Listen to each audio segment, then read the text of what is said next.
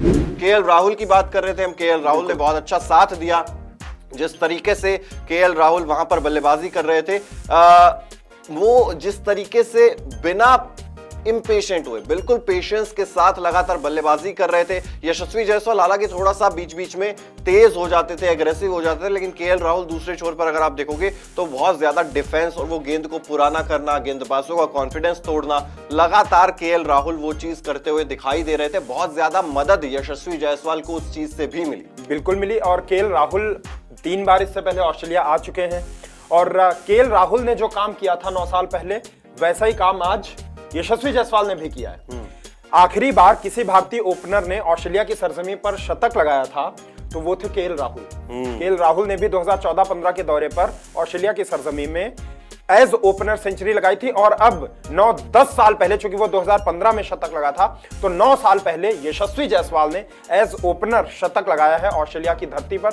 तो केएल राहुल एक senior partner के रूप में भी वो मदद कर रहे थे लगातार उनकी। और जिस तरह से पहली पारी में 26 रन बनाए, हम लोग कह रहे थे कि थोड़ा सा केएल राहुल के साथ नाइंसाफी हुई, वो आउट थे या नहीं थे, लेकिन थर्ड अंपायर को चेक कर लेना चाहिए था थोड़ा सेटिस्फेक्शन के लिए। लेकिन ठीक है, इस पारी में 77 रन उसी को कंटिन्यू किया, उसी वहीं से लगा आगे बढ़े। और फिर भी यशस्वी जायसवाल के खिलाफ जो स्लेजिंग हो रही थी उसका जवाब यशस्वी खुद भी दे रहे थे। लेकिन वहां पर उनके जो दूसरे साझेदार थे, केएल राहुल शांत थे और वो जो स्ट्राइक रेट के साथ बैटिंग कर रहे थे। ऐसा नहीं कि 50 लग गई है तो लाओ थोड़े चौके छक्के लगा ले, या आप तो रन्स बन ही रहे हैं। वहां पर भी एक सामने टारगेट था कि जितने ज्यादा रन्स एज ओपनर हम दोनों जोड़ के देंगे वो होंगे। अगर एक भी विकेट गिरने के बाद कहीं कोलैप्स हो गया तो क्या होगा, ये चीजें दिमाग में चल रही थी केएल राहुल की। इसीलिए वो सोच रहे थे कि चाहे जितने रन्स हम ओपनिंग में जोड़ सकें, जोड़ें, वो टीम के लिए एडवांटेज होगा। क्योंकि एक विकेट गिरने के बाद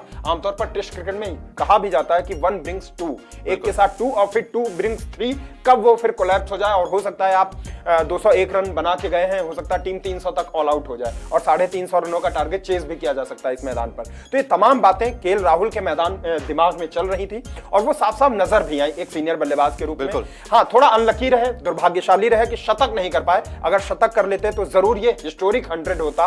इतना शानदार कमबैक करना और कमबैक करते हुए शतक, आप जब पूरी दुनिया आप पर सवाल उठा रही हो ना, तब जब आप शतक लगाते हो, बड़ी पारी खेलते हो, वो कहते हैं ना कि आप मेहनत इतनी खामोशी से करो कि सफलता शोर मचा दे। बिल्कुल। तो वही खामोशी, वही मेहनत खामोशी से की होगी जरूर 1-2 महीने जब बाहर रहे केएल राहुल। सोचा होगा कि कहां पर मैं कमी कर रहा हूं, कहां पर मेरी बल्लेबाजी में टेक्निक में कमी आ गई, जो मैं स्पिनर्स को नहीं खेल पा रहा हूं। भारत में ऐसा हुआ, लेकिन खामियों पर अपनी काम किया और वो काम साफ नजर आया। और वो जो आप पहुंचे ना 10-12 दिन पहले, उसमें जो केएल राहुल ने प्रैक्टिस की है, उनके बॉल भी लगी कोनी पर, उसके बाद भी जिस तरीके से ऐसा कहा जा रहा था कि शायद केएल राहुल बाहर हो सकते हैं, लेकिन अपनी फिटनेस पर काम किया। उसके बाद लगातार नेट्स में उस चीज का अभ्यास किया, तो वो दिखा रहा है कि वो फ्रस्ट्रेशन भी थी और वो चैलेंज भी था कि जब आप लगातार काफी समय से नंबर 6 पर खेल रहे हो, अब आपको कहा कि आपको ओपन करना है, आपको वहां पर एक अनऑफिशियल टेस्ट मैच में पहले भी भेज दिया कि आप ओपन करो। ओपन करते हुए वहां पर फ्लॉप साबित हुए और उसके बाद आलोचनाएं हुई, अरे यार केएल राहुल वहां जाकर भी फ्लॉप हो गए, आप कह रहे थे ऑस्ट्रेलिया में अच्छा खेलते हैं। लेकिन उस चीज को उन्होंने तब्दील किया प्रदर्शन में, और प्रदर्शन में ऐसा तब्दील किया कि पहली पारी में भी वो स्ट्रॉन्ग सॉलिड केएल राहुल नजर आ रहे थे। और जब दूसरी पारी में आए उसके बाद तो आप सभी ने देखा कि क्या क्या रिकॉर्ड्स, क्या क्या इतिहास यहां पर केएल राहुल ने बनाया। और ये चीज यशस्वी जायसवाल के लिए भी हुई है।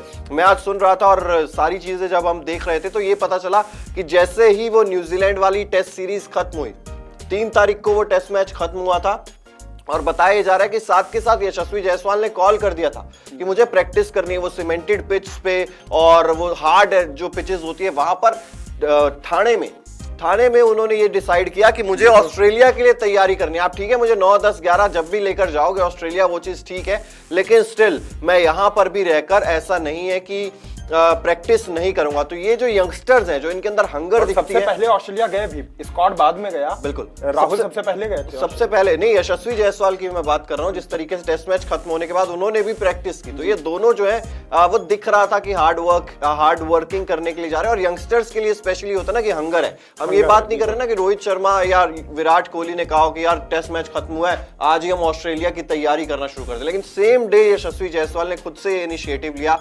कमाल है भाई, बंदा कमाल है और बल्लेबाजी तो धमाल है।